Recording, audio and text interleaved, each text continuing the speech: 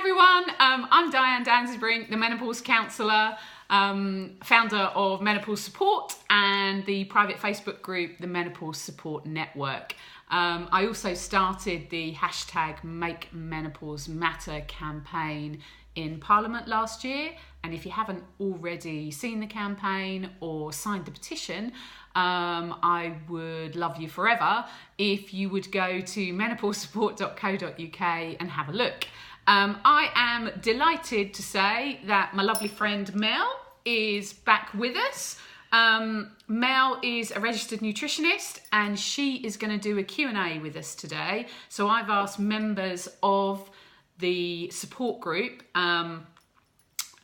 to give us an idea of questions that they would like answered. So we've listed about, I think there's about 20 which came up most regularly. So Mel's going to try and answer those for you, aren't you? I am indeed. Yeah. So Mel's going to introduce herself. I'm in the hot seat. Hi everybody, great to be here. My name's Mel Wakeman. Yeah, I'm a registered nutritionist. I've been working in the field nutrition, teaching it and working with people for like the last 22 plus years now. So yeah, it's making me feel very old. Not at all. But yeah, love what I do and work now actually, work independently and work mostly with women around women's health. Yeah, so Mel and I met when we were both doing some consultancy work for other friends of ours, Sarah and Linda, who run Talking Menopause. And we kind of have quite a similar approach to this whole menopause thing, which is very common sense, evidence-based information and advice that we hope will help you to make some informed decisions. So, shall we crack on? Yeah. Okay, I'm lovely. in the hot seat. So, in at the deep end. Yeah, fire away. So, here's my list. So, first question is, what are the best foods for combating menopause symptoms? Okay, so there are a lot of symptoms, aren't there? So how long have we got? Depending on what list you look, anything between 30 and 60. So okay. We've got not more than about 40 minutes. Yeah, okay. So best foods, I would say, I'm going to be talking about what I would call real food, okay? I know that many of us might be struggling with time and finding it difficult to sort of cook from scratch and eat what I call real food that doesn't come out of a microwave packet and that sort of thing. But for me, good, honest, real food that therefore is going to have more nutrition in it, a better quality in terms of vitamins and minerals. We need carbohydrates for energy. Yep. Okay, so good sort of wholesome carbohydrates are going to help stabilise our blood sugar levels so that we can give ourselves a better chance of controlling our mood, hot flushes, sweats, that sort of thing. Yep. Protein, really, really important in terms of our bodies starting to age and slow down a little bit. But we still, as we get older, we still need to be supporting all our joints and our muscle mass, which is starting to speed up in terms of its loss. So we probably need more protein than we did when we were 40 or younger. And is there an ideal way to get that, Mel? Is there sort of things that you would suggest maybe having more of or incorporating into your diet that you might not have done in the past? For me, it doesn't have to be meat-based when we think about protein. I think fish is great. And actually when we look at the importance of sort of omega fats and things, we need oily fish. So salmon is great. Okay. And if you like the fishy fish, the tinned fish, like sardines and pilchards, they are wonderful. But generally any fish, but also lots of plant-based products in terms of beans and pulses, nuts and seed, peas, chickpeas, those sorts of things are great for protein and have multiple other benefits as well in terms of might contain phytoestrogens, which you might come on to in a bit. Yeah, we definitely will. But fibre and a really good source of, sort of B vitamins for energy, magnesium, things like that. So wholesome foods. Okay, so following on from what are the best foods for combating symptoms, another question was, are there foods that I should be avoiding? Okay, so there will be some sort of common triggers, as it were, that might worsen symptoms for you. So common things are around sugar. Yep. Okay, so I'm talking here in terms of, it is the sweets and the cakes and the biscuits. It's the things that you might feel you want to have. Everybody wants. Yeah, but but it's noticing how they might affect you. Yep. So overdoing the Haribo, for example. Alcohol also comes in that in terms of sugar, and that can very much cause what we call vasomotor changes and bring out hot flushes and affect sleep. What else? We've got spicy foods. Yeah. Also for hot flushes and upsetting sleep. Caffeine for upsetting sleep. It's where your body becomes more sensitive, really, to those sorts of things. Right. I'm not saying you have to give up all of those things. You don't have to cut them out altogether. No, I think it's just noticing. You might find you want to try, cutting down or going without, or keeping a food diary or something, and just noticing how your body reacts, even though, we don't need to do what everybody else is doing. Yeah. Is what I'm also trying to say. It's very individual. Yeah. Okay. So back to, we're on food still. We're probably going to be on that for quite a while. Do we need to eat less at this time in our lives? So when I say at this time in our lives, average sort of perimenopause, menopause from around kind of mid-40s to mid-50s and then onwards. Yeah. Do we need to eat less? In theory, yes. Right. Okay, in theory. It's viewed in terms of, we know our body starts to lose muscle mass, which determines our metabolic rate. It's recognised that probably during menopause, our metabolic rate falls by about 10%, okay, which means that's the rate at which we're going to burn calories at rest. Now, that doesn't translate into an awful lot, to be honest. It literally could be like 100 or 200 calories a day, okay, in terms of the adjustments that we might have to make. The idea, in theory, is that, it used to be, say in the olden days, when we were reaching 60, we prepare to retire. Right. It's clearly not going to happen. So the idea would be, you physically start to slow down. But I also think, actually, this is a time where we're not doing that. Yeah. No. I started a business at 42. Lots of people are changing their careers. Yeah, life's very busy. I think particularly with menopause, it sort of brings up things where, I'm going to take control of things. I'm absolutely randomly talking now and going off point. So there is, in terms of, we might be more sedentary, and I think actually we do spend an awful lot of time sitting. Yep. So if you're commuting, if you've got a desk-based job, and then what often happens is we do tend to come home and sit in front of the telly. Yeah. So that has to be a factor in it. So the challenge is that we feel like we should be eating less, but actually the demands that are being placed on us, which is increased stress levels, anxiety, working long hours, actually are sort of overriding that. Okay. So what often goes on in our head is, I need to be eating less because I'm conscious I'm putting on weight. I've been told I need to eat less. In theory, the body does need fewer calories. It's not significant, but we've also got a big drive for our body to go, well, if you're feeling stressed and tired and hormonal, your head's just going, eat. Food.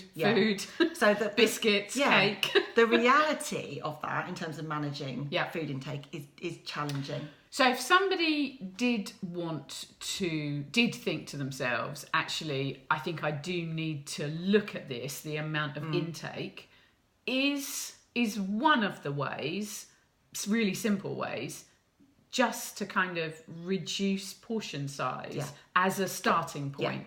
Yeah, I think quite often we get into sort of automatic pilot, and I do know, because our plates have gotten bigger at home. Everything seems to have gone like jumbo size. Yeah. So when you've got big plates, you just fill them up, don't you? And then you just sit probably in front of the TV like we do at home, and then you eat your dinner, and then before you know it, it's gone. So I guess being mindful of portion size. Mindful eating. Yes. Thinking about portion sizes, and you can sort of Google portion sizes. There are lots of, I think Bupa do a really good guide in terms of what might be sort of recommended. I use my hands. So for portion sizes, protein generally goes in the palm of my hand. So a piece of chicken or fish or something. Carbohydrates, I've got big hands, so that's handy. So carbohydrates can be a sort of a fist size, okay, and you might want to drop that down a bit if you're sort of conscious about sugars and things like that. And then I sort of do a bit of a free for all for vegetables, and focusing more on vegetable-based things, which are going to sort of fill you up. I was going to say something else, but now I've forgotten. What about mindful eating? Mindful eating. Yeah. So in terms of what we tend to do is eat on the go and eat while we are distracted, because we're either on the phone or doing work. We never do that, do we? Never. No. Never.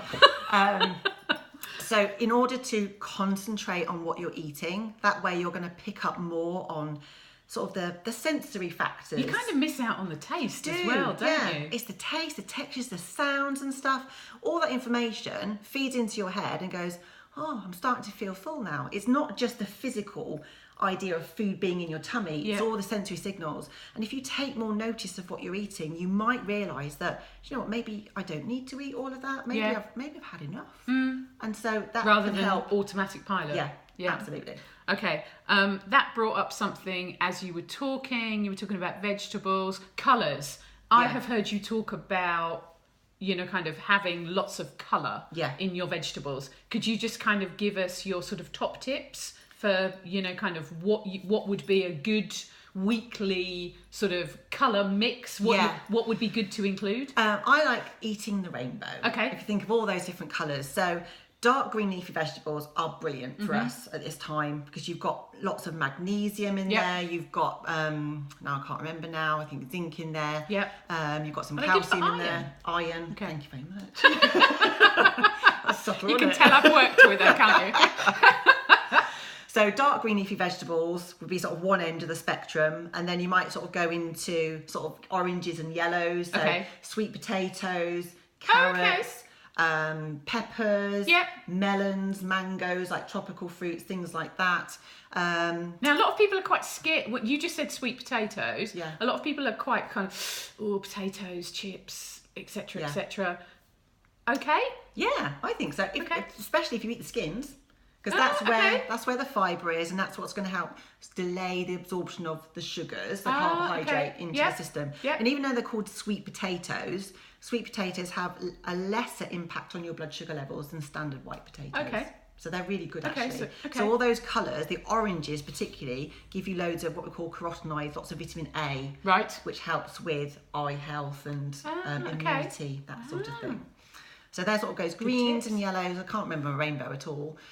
You've got maybe oranges and reds. You've got all your berries, red peppers, beetroot, for example. I'm trying to think of different coloured fruits and vegetables. What else have we got? Sweet corn. I think variety is really important. And I think, you know, we hear about 5 a day. Yeah. Not many of us do. No. In reality, we really don't. So don't get worried about hearing 9, 12, 15 portions. If you can do your 5 a day, and just have a variety. And having variety. So you can have 2 different vegetables with your evening meal and look at, you know, do you know what? You can like Google seasonal veg. Okay. So that's quite a good way to look at what's in at the moment. And then think, okay, well, I'm going to buy a new vegetable this week. I'm going to add an extra something into the shopping basket. Okay, cool. Best times of the day to eat. Are there any? When you're hungry. Okay, that's fair enough. Probably the one that I get asked the most is about the end of the day. When should we sort of be thinking maybe it's not a good idea to have my main meal now and go to bed?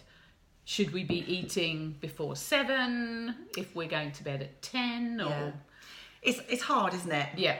Our meals get quite a bit all over the place, to be honest, in terms of juggling now got dog, kids, husband, that sort of stuff. I'm being serious when I say eat when you're hungry. I think a lot of us get into this habit of eating by the clock. And we're not necessarily hungry then. I also believe it's not necessarily that important if you have breakfast or not. Okay. Studies have shown that it doesn't necessarily... Controversial now. Studies have shown that it doesn't make any difference at all in terms of weight, body weight, whether you have breakfast or not. But what we do know is that if you skip breakfast, you are more likely to make unhealthier choices later. Okay, because you're hungry and you're going to grab on the run sort of thing. And it gets very personal. If you've got to function and concentrate and make decisions and do things in life, then you probably benefit from having something. Okay. Eating at night, I know there's a lot of fear in terms of, I shouldn't eat at night because it all just magically sits on my body when I go to sleep.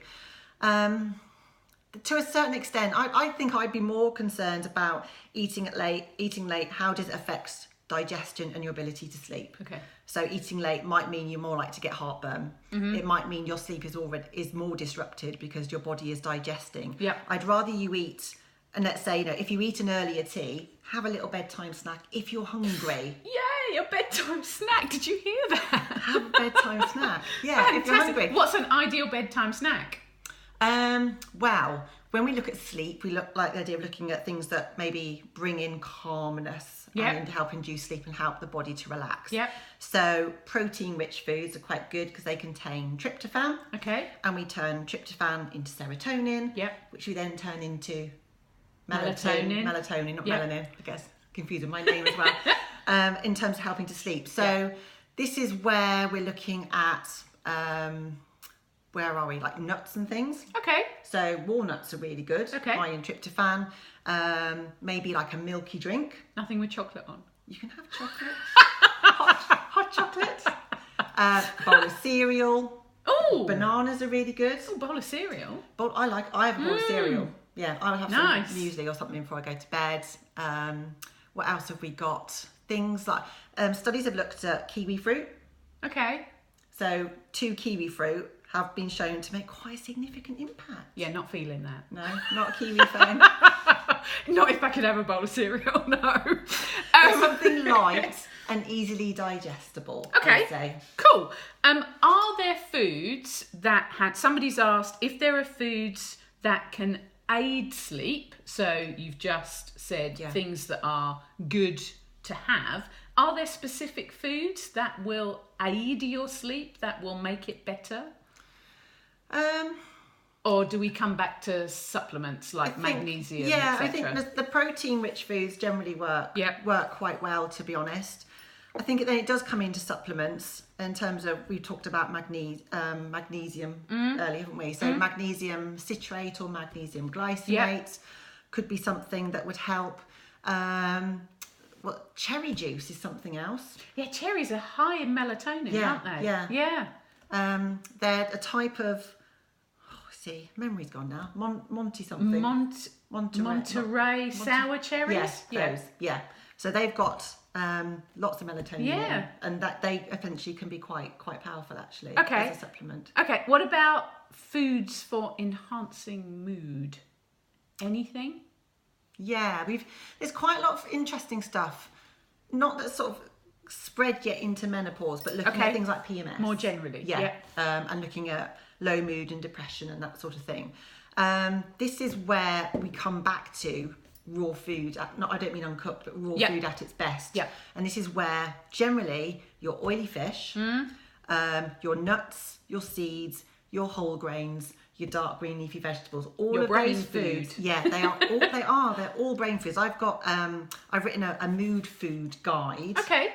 Which I'm happy to email out or put in your group or something. Cool. In terms of adding that in. So it lists lots of foods, but we're looking at foods that are rich in B vitamins, particularly B6, B3, say the magnesium and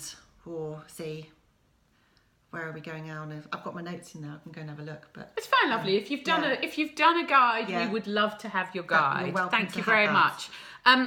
One of the things that I'm sure you come up against with your clients, and certainly I hear from mine and also from all the women on the group, is about menopausal bloating. Yeah. So somebody's asked, and I think this is probably a whole blog on its own, but somebody's asked, how can they beat bloating? So are there particular food types that it's probably a good idea to avoid if that's something you're struggling with? Yeah. Okay, so your body's changing. Yep. Okay, so we've talked about this there is a shift in the sensitivity of your body to carbohydrates. Yep. So we often don't tolerate them necessarily so well. And I think when blood sugar levels and hormones are changing and lots of this going on in this transition, it can affect your gut bacteria. Okay. So it's about trying to find ways in which you can better support your gut bacteria. Now, my mind's jumping all over the place as I sort of think about what I'm going to talk about now. Fibre can be a problem. Okay. Right. Fibre can make you bloated. Okay. It can make you bloated if you don't drink enough. Okay, so fibre it's a bit like a sponge. Okay, it will absorb water. Okay, and that sort of gets your gut moving, it's going to kind of expand and make it easy to go and have a poo, basically. Yep. So drinking and being adequately hydrated is really important. Okay. But some people find that cereal-based fibres can be quite harsh on the gut.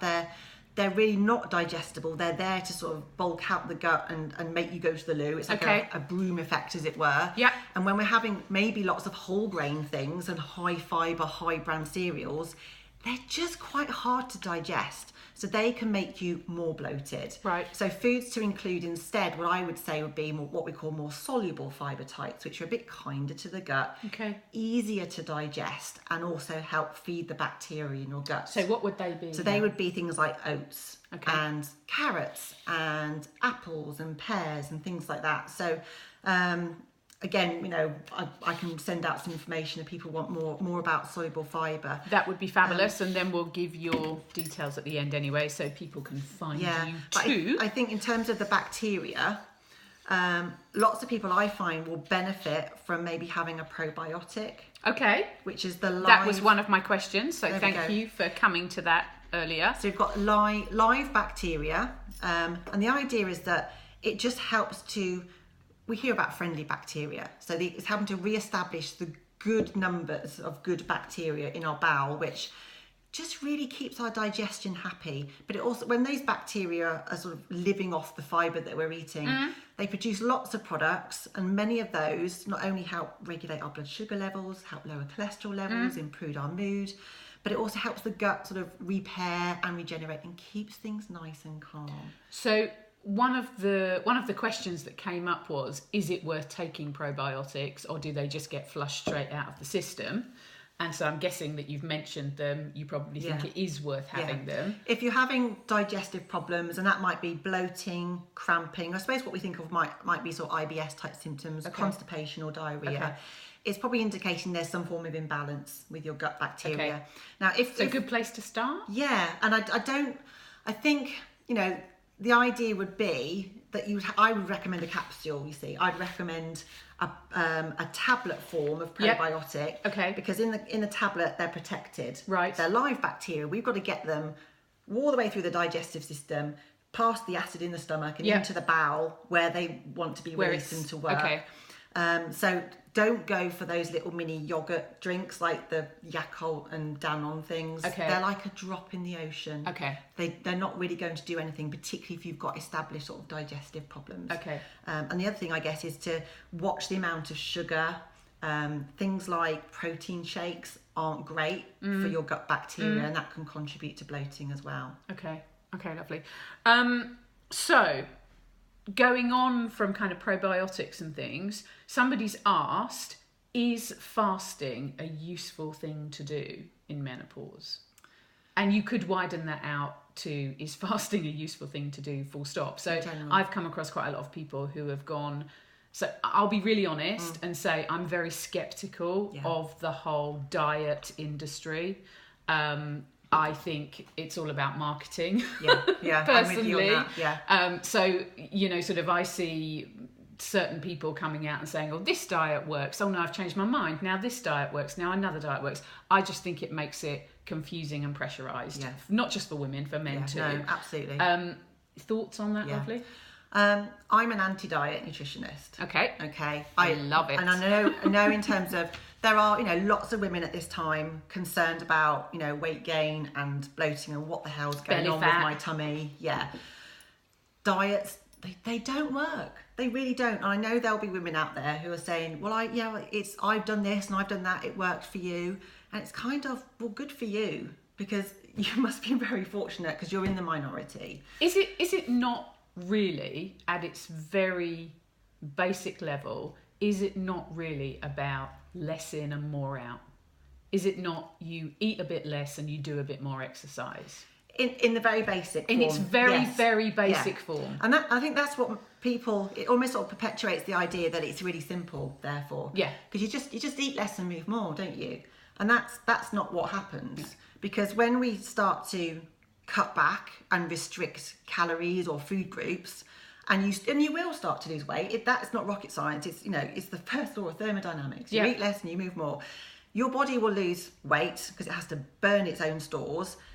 Then your body goes, oh, hang on a minute, we're losing weight. We've lost fat. So going back to when we were, you know, evolving, losing weight and being thin was not very conducive to survival.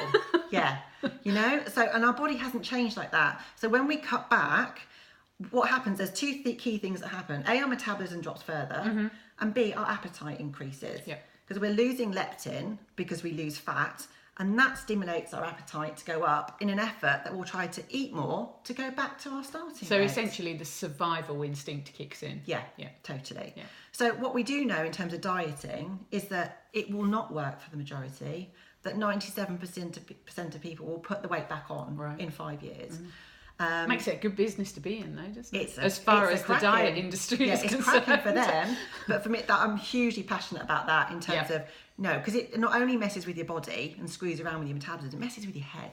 It really does. You know, I mean, I can absolutely vouch for that as far as, you know, sort of working with people who have tried just about everything out there and it hasn't worked for them. Yeah, it has a huge impact on their mental health. Definitely. And I've had that experience in my younger years. My head's been completely messed about by sort of trying to diet and fit in with normality in this whole diet culture.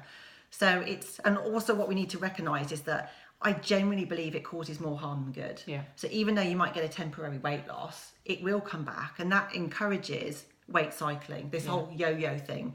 And we know that actually weight cycling is associated with an increased risk of diabetes, an increased risk of high blood pressure and heart disease, and an increased risk of certain cancers compared to if you just stayed the same size. Yeah. You know, and actually at this time in our life where we have got actually our risks for heart disease, you know, and we're seeing diabetes more prevalent in the older age, but looking at our long-term health for the future, we need to be really mindful about what we're doing to our body. Yeah. And supporting it, not trying to work against it. Yeah. So if there's somebody watching this who has gained weight and they're unhappy, because that's what I see quite a lot of, and speak to people who are unhappy, what would be your kind of, and I recognise we've got a very short amount of time, what would be your best piece of advice for those people? Stop comparing yourself to everybody else. I know the difficulty is that we live in this culture which is saying to us at the moment, combat aging, you know, stay youthful. You know, you know, and that whole industry. Yeah, we're seeing all these and it is social media is great at that in terms of telling us really that we're not good enough because we don't conform. Yeah, we're not supposed to be having wrinkles. We're not supposed to have cellulite or wobbly bits. And whatever images we see out there are completely fake anyway. Yeah. It does drive me mad. So unfollow everybody on your social media account that makes you doubt yourself. Yeah. Seriously, get rid of that shit because it's not any good for you. Yeah. And it's about, for me, I do a lot of work on self-compassion. Mm-hmm. Okay. For me, that's sort of a really fundamental starting point in terms of, no doubt we have a lot of self-berating, negativity, self-judgment, criticism of our body. It's starting to get to a point where you can get to work on accepting your body as it is. And being kind to yourself. Yeah, and being kind. Self-compassion is all about that in terms of not being judgmental towards yourself, not looking at other things that are going to help make you sort of compare or doubt yourself to other people. There are quite a few good books out there. There's Kristin Neff, is a really sort of famous author and woman that works specifically around self-compassion. She's got a great book that's all about stopping that self-berating and negativity and looking at accepting your body for what it is and partly embracing what's happening. And I know, you know, I hear a lot about, you know, we're mourning our bodies that we once had, that we want to hark back to what we were before, but there is no two ways about it. Our body is changing for a reason.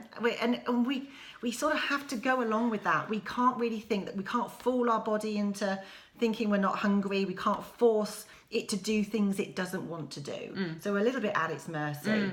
But it's very much about being kind to yourself, how you might use the language that you use with yourself, look at starting to appreciate bits of your body and what it can do for you, what it has helped you achieve in your life. Lots of things around that, really.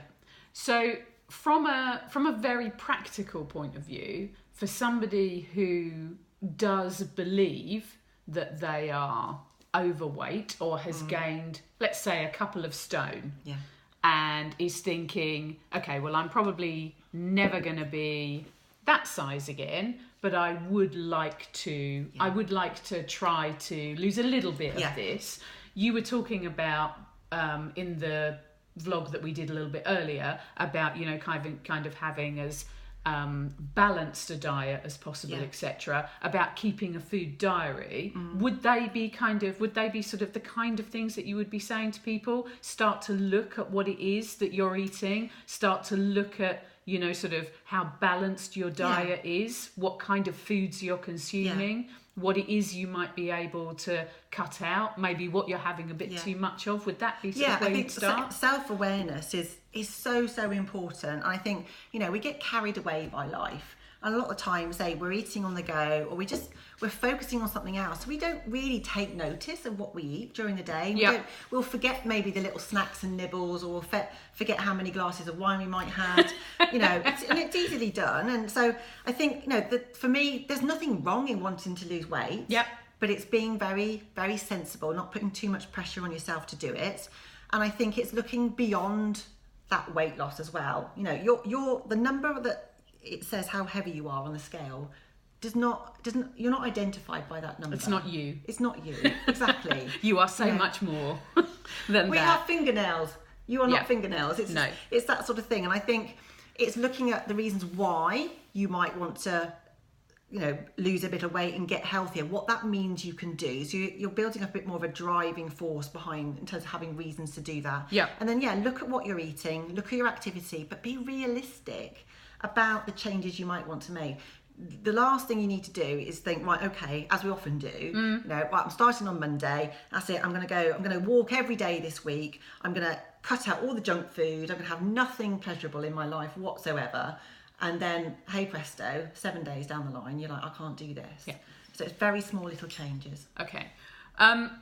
So one of the things that comes up a lot about the things we can or can't eat, or should or shouldn't be eating, are particularly around soya or soy, but also around dairy. And should I have full fat? Should I have skimmed? Should I have oat milk? Should I have almond milk, etc., etc.? So could you, if we can talk about the dairy thing first, could you kind of give us your thoughts on that? There was something, it might have been in the Daily Mail, I don't know, something about full fat milk and low fat milk, and it's, again, I think the story's completely turned around now. In terms of dairy, if you can tolerate it, if you don't have lactose intolerance, in terms of you're running to the toilet when you have some dairy for me is a really important part of our diet. I know it's quite an emotive subject, and we see all this stuff about the dairy industry, but dairy gives us lots of things that the non-dairy alternatives can't give us, okay? So if we look at the alternatives, the reason that lots of women have gone on this bandwagon of non-dairy alternatives like almond milk and hazelnut milk and all the rest of it is because it's viewed as being a lower calorie option. Right. So it's lighter. Okay. And also because it's plant-based. Okay. So everything's gone plant-based now. So it's like plant equals healthier. Okay.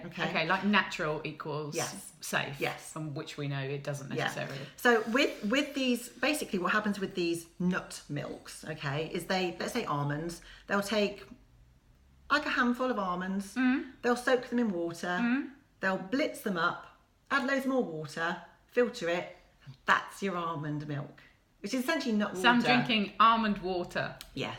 Okay. Yeah. It's about 2% almonds. Okay. And the rest is water and then vitamins and minerals that are added because there's nothing really in there. That sounds like good business to me. So that it better mimics cow's milk in terms of nutritional value. Okay.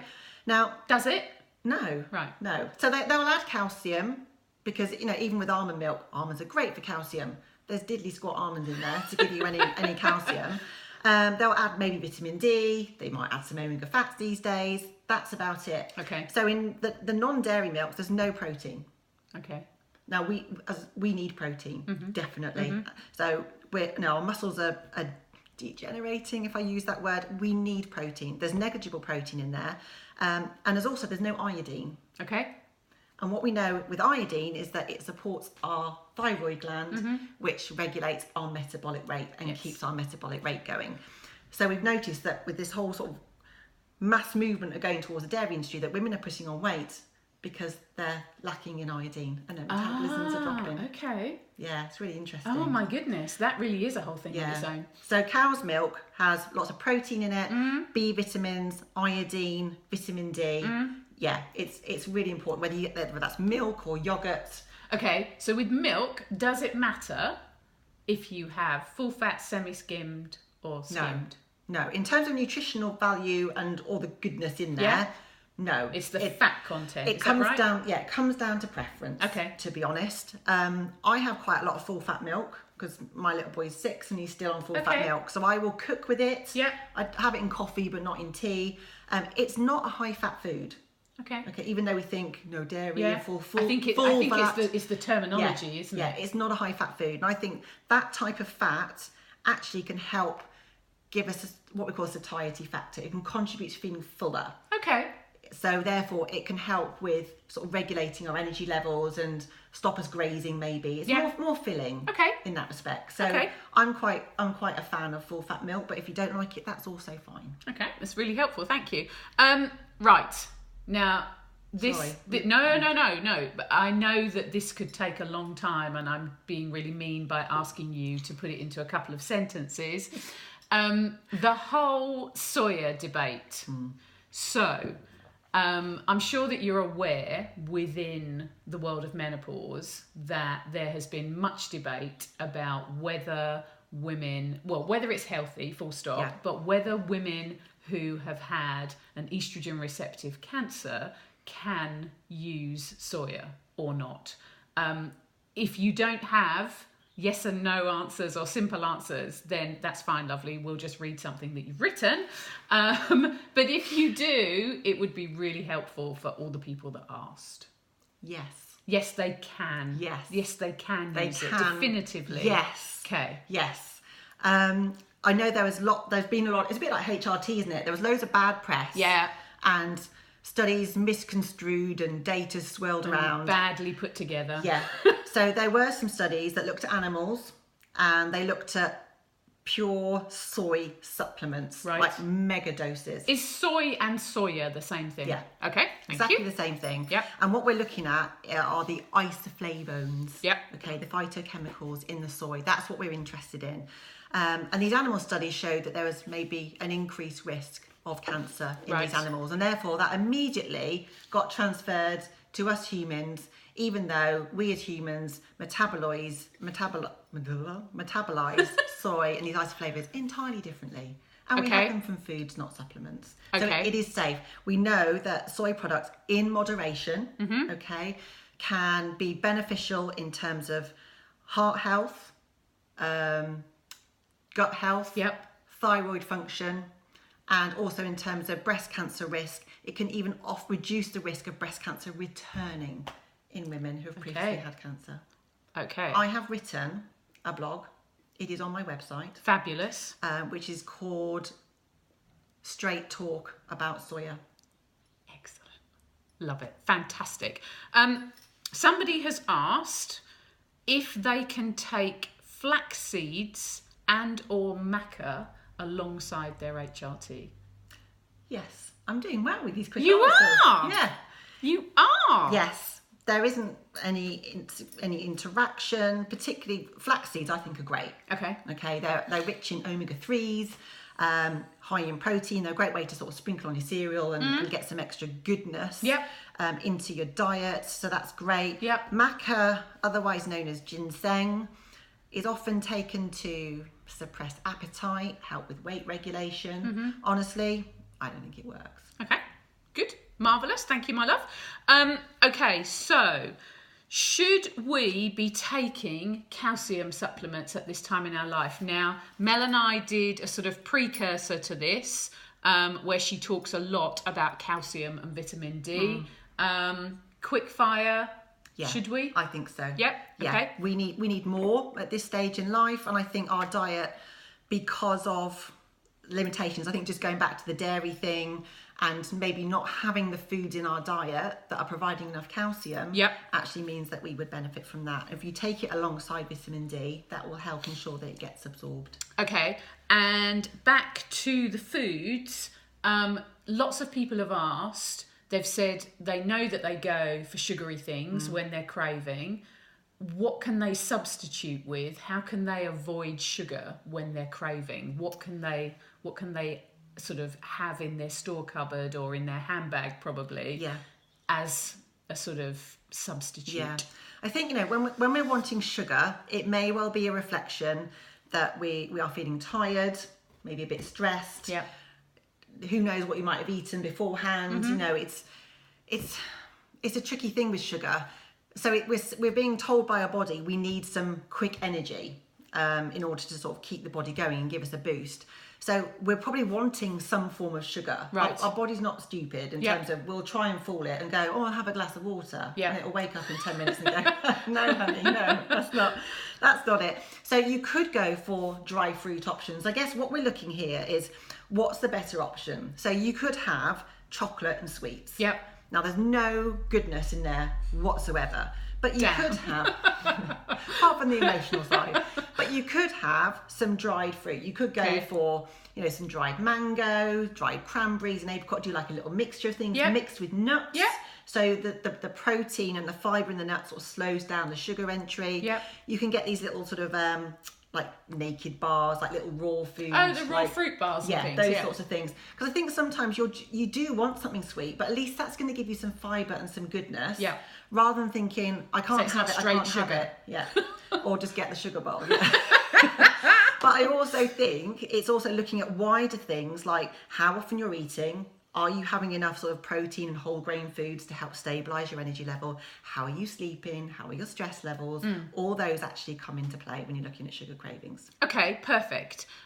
Now, it's 42 minutes. We could probably go on for another hour, but on this occasion we won't. So it just leaves it for me to say thank you so much. You're very welcome. Really helpful. I'm sure that's going to help loads of people. And also, could you just tell people if they would like to contact you or read some of your info online or whatever, how they can contact you? Thank you very much. Yes, so I have a website which is wakemannutrition.com. That's where my blogs are. So I do write a bit sporadically, but try and get a lot of good sense out there and advice and tips and things around diet. You can, if you want to, shall I give out my email address? If you want to, lovely. Yeah, You're very, very welcome to. I love helping people with their challenges. So if, my email address is mel@wakemannutrition.com. You can find me on Facebook. I have a Wakeman Nutrition page. So if you like the idea of getting more common sense and none of that faddy diety stuff, then common sense come needed. And stalk me and get some more sense. Excellent. So thank you to Mel. You know where I am, menopausesupport.co.uk or the Menopause Support Network on Facebook. Thank you for watching. I hope it's been really helpful and I'm sure we'll do more of these. So if there's anything that you would like to know, drop me a line, an email, a direct mail, whatever it is. And